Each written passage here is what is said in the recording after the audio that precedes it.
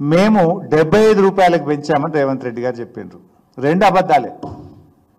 గతం మా ప్రభుత్వం ఉన్నప్పుడు 50 రూపాయలు ఇచ్చాం, ప్రతి జతకు 50 రూపాయలు యూనిఫామ్స్, పిల్లలకు గవర్నమెంట్ స్కూల్లో చదువుకునే పిల్లల యూనిఫామ్స్కు 50 రూపాయలు ఇచ్చేవాళ్ళం. రేవంత్ రెడ్డి గారు ఏమన్నాడు, ఇప్పుడు గతంలో 25 ఇచ్చిండ్రు, ఇప్పుడు మేము 75కు పెంచినాము అన్నాడు. ఫస్ట్ ఆఫ్ ఆల్ గతంలో ఇచ్చింది 50, అదొక అబద్ధం. రెండు, నువ్వు ఇప్పుడు 75కు పెంచినా అన్నావు. నాకు డౌట్ వచ్చింది, రేవంత్ రెడ్డి కదా ముఖ్యమంత్రి కదా అబద్ధం ఆడాడేమో అని చాలా జాగ్రత్తగా మా హెడ్ మాస్టర్కి ఫోన్ చేసిన, బట్టలు కుట్టిన మహిళలకు ఫోన్ చేసిన, డిఈఓకి ఫోన్ చేసిన, ఎంఈఓకి ఫోన్ చేసిన, చాలా మందికి 4 దిక్కులో తెలుసుకున్నా. అరే గంత అబద్ధం ఆడతాడా, ఇంత పచ్చిగా అబద్ధం ఆడతాడా, ఒక ముఖ్యమంత్రి ఆడొద్దు కదా అని. ఎందుకైనా మంచిదే 4 దిక్కుల ఫోన్ కొట్టి చూసిన, కానీ ఏడ చూసినా అన్న 50 రూపాయలు వచ్చినాయి. ఇదివరకు కేసీఆర్ సార్ ఉన్నప్పుడు ఎట్లయితే 50 రూపాయలు వచ్చినాయో, ఈ గవర్నమెంట్ వచ్చినాక కూడా 50 రూపాయలు వచ్చినాయి, ఏ ఊళ్ళో కూడా 75 రూపాయలు రాలేదు అన్నాడు. రేవంత్ రెడ్డి, నీ మాట మీలో ఏమైనా నిజం ఉంటే ఈ 75 రూపాయలు ఇప్పటికన్నా రిలీజ్ చేయి డబ్బులు. ఒకవేళ ఇచ్చుంటే ఎక్కడిచ్చినావు, ఏ జిల్లాలు ఇచ్చినావు, ఏ స్కూల్కి ఇచ్చినావు, వివరాలు చెప్పు అని చెప్పి నేను డిమాండ్ చేస్తున్నా. ఎందుకు ఇంత పచ్చి అబద్ధాలు మాట్లాడుతావు? నవ్వుకోరా కింద ఉన్న మహిళలు? ఆ మహిళలే కదా కుట్టింది. నువ్వు ఆ మహిళలకు కింద కూర్చున్నారు, నీ ముంగట మైక్ ఉన్నది కదా అని నోటికి వచ్చినట్టు మాట్లాడితే మనసులో తిట్టుకోరా నిన్ను? నువ్వు పచ్చి అబద్ధాలు మాట్లాడుతున్నావు అని అనుకోరా నిన్ను? ఇస్తే 75 రూపాయలు స్టిచ్చింగ్ ఛార్జెస్ ఇస్తే ఏ ఊర్లు ఇచ్చినావో చెప్పు నాకు. నువ్వు అది పోదామా, నీ కొడంగల్కి పోదామా, లేదు మా సిద్దిపేటకు వస్తావా?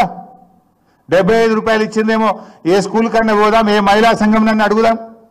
నేను ఈరోజు అడిగిన చాలా మందిని, సార్ ఎక్కడ కూడా రాలేదు సార్ 50 రూపాయలు. గతంలో కేసీఆర్ సార్ ఉన్నప్పుడు 50 వచ్చినాయి సార్, ఇప్పుడు కూడా 50 వచ్చినాయి సార్ అని చెప్పిండ్రు.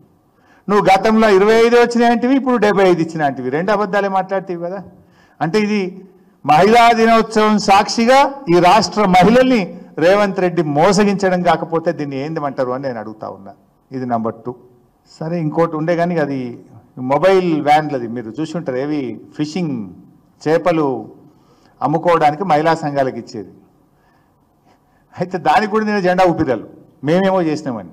నిజం చెప్పాలంటే దాంట్లో రాష్ట్ర ప్రభుత్వం 0. వెనకట శ్రీనివాస్ యాదవ్ గారు నేను కలిసి కూడా జెండాలు ఊపిరి ఉన్నాయి. ఇడిగో ఇది గతంలో నేను శ్రీనివాస్ యాదవ్ గారు కలిసి మా ప్రభుత్వంలో కూడా ఇచ్చినవి. ఇది కేంద్ర ప్రభుత్వ పథకం 60-40. వాస్తవంగా చెప్పాలంటే 60% కేంద్ర ప్రభుత్వం సబ్సిడీ ఇస్తుంది, 40% బ్యాంకులో లోన్ తెచ్చుకుంటారు. దానికి వీళ్ళు జెండా ఊపిది కూడా మేమే చేసినామంటారు. అలా వీళ్ళు చేసింది అయితే ఏమి లేదు. సరే, ఇకపోతే ఇంకో పెద్ద జోకిగా బీమా చెక్కులు. ఇది మంచిగా చూడాలి మీరు. మీకు మంచిగా అర్థం కావాలంటే చెప్పి వీడియో చూపిస్తా.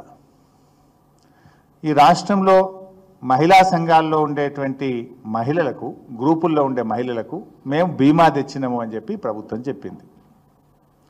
అప్పుడు సంవత్సరం పూర్తయింది కదా. రేవంత్ రెడ్డి ఏడాది పాలన సందర్భంగా ఏం చేసిండ్రు అంటే రాష్ట్ర వ్యాప్తంగా మీటింగులు పెట్టిండు. మహబూబ్ నగర్లో రైతు సదస్సు అని, వరంగల్లో మహిళా సదస్సు అని రాష్ట్ర వ్యాప్తంగా మీటింగులు పెట్టిండు రేవంత్ రెడ్డి.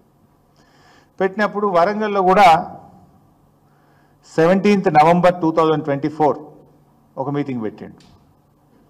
ఏడాది పాలన సందర్భంగా 17th November 2024 మీటింగ్ పెట్టి ఈ మహిళలకు నేను 2042 మంది మహిళలు చనిపోయినరు, వాళ్లకు 39 కోట్ల రూపాయల చెక్ 39 కోట్ల రూపాయల చెక్ ఇస్తున్నా అని చెప్పి రేవంత్ రెడ్డి గారు 35 కోట్ల రూపాయలు చెక్ ఇస్తున్నా అని చెక్ ఇచ్చాడు.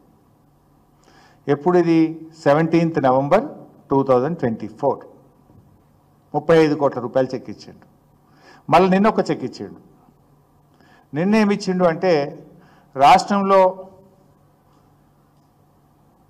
ప్రమాదవశాత్తు చనిపోయినటువంటి మహిళలకు బీమా కింద 44 కోట్ల రూపాయలు చెక్ ఇస్తుందని మళ్ళొక నిన్న చెక్ ఇచ్చిండు. అంటే అది నవంబర్ 2024లో ఇచ్చింది 35 కోట్లు. 4 నెలలు అయింది కదా ఇప్పుడు, నవంబర్ టు మార్చ్. ఈ 4 నెలల మధ్య కొంతమంది చనిపోతారు కదా, అవే 9 కోట్లు కలిపి ఇప్పుడు 44 కోట్ల చెక్ ఇచ్చిండు. అంటే పాత చెక్కు పాస్ కాలే, పాత చెక్ అట్లే ఉంది, ఇప్పుడు కొత్త చెక్ ఇచ్చిండు.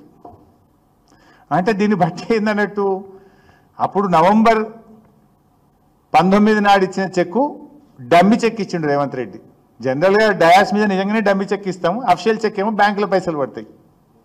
కానీ అది డూప్లికేట్ చెక్ అని తేలిపోయింది. మళ్ళీ ఇప్పుడు ఒక చెక్ ఇచ్చిండు 44 కోట్ల రూపాయలకి, ఇప్పుడు మళ్ళీ ఒక చెక్ ఇచ్చిండు. నాకు డౌట్ వస్తుంది, ఇప్పుడన్నా ఈ చెక్కు పాస్ అవుతుందా, లేకపోతే మళ్ళీ June 2 రాష్ట్ర ఏర్పాటు సందర్భంగా మళ్ళీ కలిపి మళ్ళీ ఒక చెక్ గిట్టిస్తాడా డౌట్ వస్తుంది. వరంగల్ ఇచ్చిన చెక్కే మళ్ళీ ఇచ్చింది ఇప్పుడు హైదరాబాద్లో. అంటే నువ్వు ఎంత మహిళల్ని మోసం చేస్తున్నావు సీఎం గారు? అంటే ఇంతకంటే దివాలాకోర్ దిక్కుమాల రాజకీయం ఒకటి ఉంటుందా? ఒక ముఖ్యమంత్రి స్థాయిలో ఇచ్చిన చెక్కులు పాస్ కాకపోతే ఆ ప్రభుత్వానికి, ఆ ముఖ్యమంత్రికి ఏమైనా గౌరవం ఉంటుందా అని నేను అడుగుతా ఉన్నా రేవంత్ రెడ్డిని. అంటే ఎవరికి ఏం తెలియదు, నేను ఏం చెప్తే అదే వేదం అనుకుంటుండే ఆయన. సమాజం ఉంటుంది కదా, నేను గమనిస్తుంది కదా, నిన్ను కూడా ప్రశ్నించే వాళ్ళు ఉంటారు కదా. ప్రతిపక్షంగా మా బాధ్యత ఏంది?